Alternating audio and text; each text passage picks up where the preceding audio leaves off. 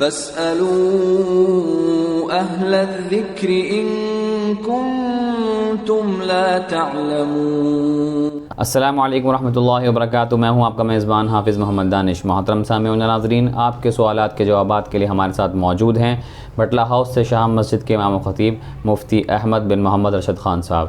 جی مفتی صاحب، نذیر بھائی کا سوال ہے، کیا تہجد وغیرہ نفل نماز میں سبحان ربی الاعلیٰ کے بعد کوئی دعا مانگ سکتے ہیں یا نہیں؟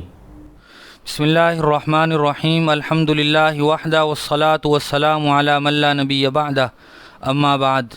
جی ہاں، نماز کے سجدے میں دعائیں پڑھی جا سکتی ہیں، البتہ وہ دعائیں عربی زبان میں ہوں اور وہ دعائیں ایسی نہ ہوں جو کلام الناس کے مشابہ ہوں، یعنی اللہ سے ایسی دعا نہ مانگی جائے جس چیز کا لوگوں سے بھی مطالبہ اور سوال کیا جا سکتا ہو۔ مثال کے طور پر کوئی اللہ تبارک و تعالیٰ سے عربی زبان ہی میں یہ سوال کرنے لگے، اللہم زوجنی فلانا، اے اللہ تو میری فلانی سے شادی کروا دے، یا یہ کہ اے اللہ تو مجھے سائیکل دے دے۔ اس طرح کی دعا جو لوگوں کی بات چیت کے مشابہ ہو، جس چیز کو لوگوں سے مانگنا ممکن ہو، ایسی دعا بھی نماز میں مانگنا جائز نہیں ہے، چاہے وہ عربی زبان میں ہو۔ اس کے علاوہ بہت ساری دعائیں عربی زبان میں احادیث میں بھی منقول ہیں، اور اس کے علاوہ بھی بہت ساری دعائیں کتابوں میں موجود ہیں، وہ دعائیں مانگی جا سکتی ہیں۔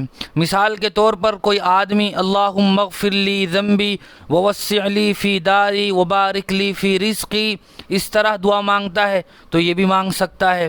ربنا آتنا فی الدنیا حسنہ وفی الآخرۃ حسنہ وقنا عذاب النار، یہ دعا بھی مانگ سکتا ہے۔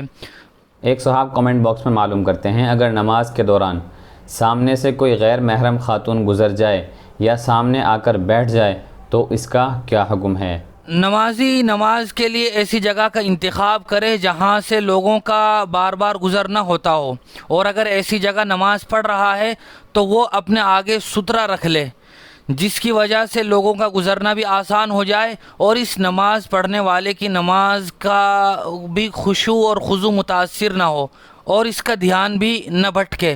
لیکن اس کے باوجود اگر کوئی آدمی یا کوئی محرم یا غیر محرم خاتون بھی نماز کے آگے سے گزر جاتی ہے تو نماز بہرحال درست ہو جائے گی، نماز فاسد نہیں ہوگی۔ محمد قریش شاہین باغ سے معلوم کرتے ہیں، میرے اکاؤنٹ میں انٹرسٹ کے پیسے آئے ہیں تو کیا ان پیسوں کو نکال کر دینے کی بجائے میں اپنی جیب سے اتنے پیسے کسی غریب کو دے سکتا ہوں یا نہیں؟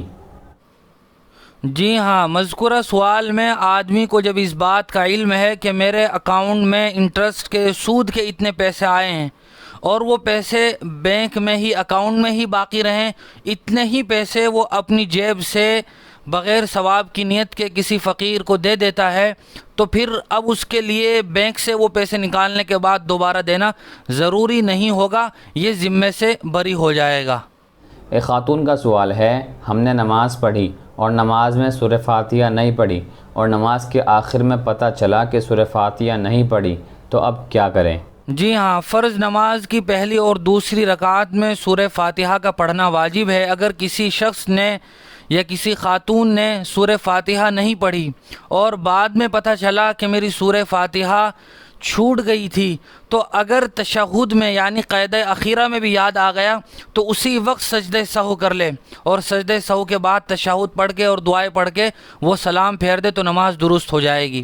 اسی طرح اگر سلام پھیرنے کے بعد یاد آیا کہ میری سورہ فاتحہ چھوٹ گئی تھی جس کی وجہ سے سجدہ سہو واجب ہو گیا تھا، سلام پھیرنے کے بعد اس نے ابھی تک کسی سے کوئی بات چیت نہیں کی، اسی طرح اس نے اپنا سینہ بھی قبلے کی طرف سے نہیں پھیرا ہے، یاد آنے پر فوراً وہ سجدہ سہو کر لے اور سجدہ سہو کے بعد تشہد پڑھ کے پھر سلام پھیر دے، تب بھی نماز درست ہو جائے گی۔ لیکن اگر ایسا کچھ نہیں کیا تو پھر نماز کا دہرانا واجب ہوگا، چونکہ سجدہ سہو واجب ہو گیا تھا۔ راشد انور صاحب معلوم کرتے ہیں، بہت سے لوگ ویڈیو میں یہ کہتے ہیں کہ اس ویڈیو کو 20 لوگوں تک پہنچانے سے تمہارا نصیب کھل جائے گا، اور اگر نہیں پہنچاؤ گے تو تمہارا نقصان ہو جائے گا، تو اس کے بارے میں وضاحت فرمائیں۔ جی ہاں، اس طرح کے بہت سارے میسیجز آئے دن سوشل میڈیا پہ دیکھنے کو ملتے رہتے ہیں کہ یہ میسیج اتنے آدمیوں کو فارورڈ کرو گے تو تمہاری یہ پریشانی دور ہو جائے گی، تمہیں یہ خوشخبری ملے گی، اور اگر تم نے فارورڈ نہیں کیا تو تمہیں کسی نقصان کا سامنا کرنا پڑ سکتا ہے۔ یاد رکھنا چاہیے کہ اگر کوئی اچھا اور حدیث پر مشتمل میسج بھی ہو تب بھی آپ کے لیے اس کا آگے بھیجنا ضروری نہیں ہے، چہ جائے کہ وہ میسج پھر صحیح بھی نہ ہو، درست بھی نہ ہو، ایسے ہی اول فول باتوں پر مشتمل ہو، تو اس کے لیے تو ضروری ہے کہ آپ اس میسج کو بالکل آگے فارورڈ نہ کریں۔ یہ باتیں بالکل بے بنیاد ہیں جن کا قرآن و حدیث سے کوئی تعلق نہیں ہے۔ قاری یونس صاحب گجرات سے معلوم کرتے ہیں کہ قبرستان میں ٹاور لگوا سکتے ہیں جبکہ اس کا کرایہ قبرستان ہی کی ملکیت ہوگا۔ قبرستان یہ مردوں کی تدفین کے لیے وقف ہوتا ہے، وقف کی منشا کے خلاف قبرستان کی زمین کو استعمال نہیں کیا جا سکتا۔ مذکورہ سوال میں بھی ٹاور لگانے سے چاہے اس کی انکم قبرستان کے کاموں میں خرچ ہو تب بھی وہاں ٹاور نہیں لگوایا جا سکتا، چونکہ یہ وقف کی منشا کے خلاف ہے۔ وقف کو وقف ہی کی چیزوں میں استعمال کیا جا سکتا ہے۔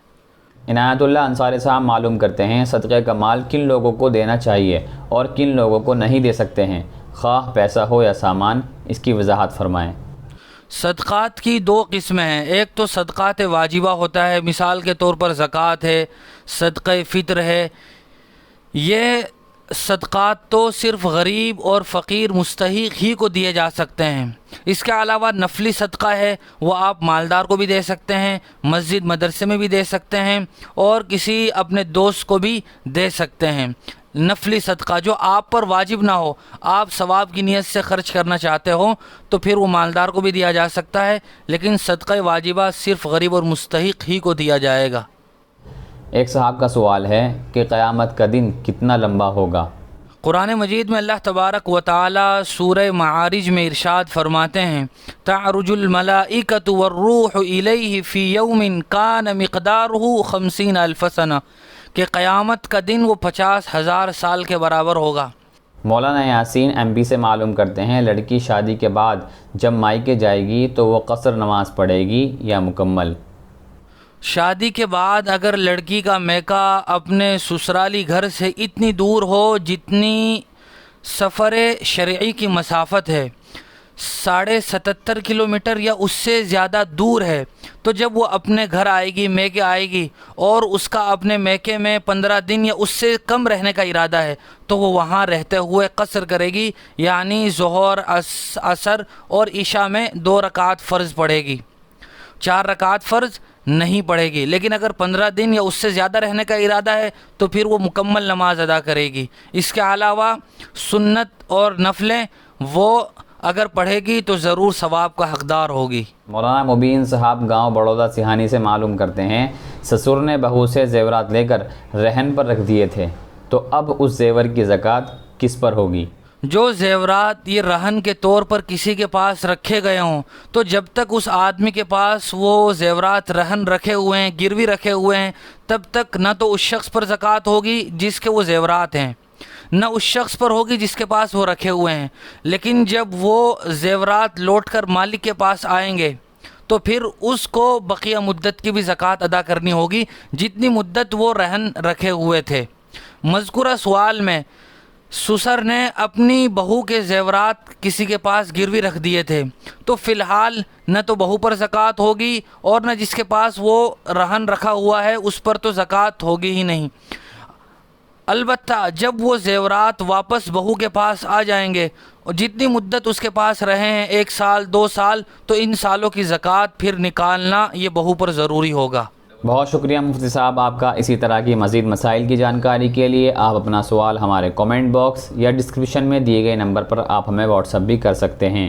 ہمارے دار ارقم یوٹیوب چینل کو سبسکرائب کریں، ویڈیو کی نوٹیفیکیشن کے لیے بیل آئیکن کو دبائیں، ویڈیو کو لائک کریں، صدقہ جاریہ کی نیت سے ویڈیو کو شیئر بھی کریں اور اپنے سوالات ہم تک یوں ہی پہنچاتے رہیں۔ جزاک اللہ۔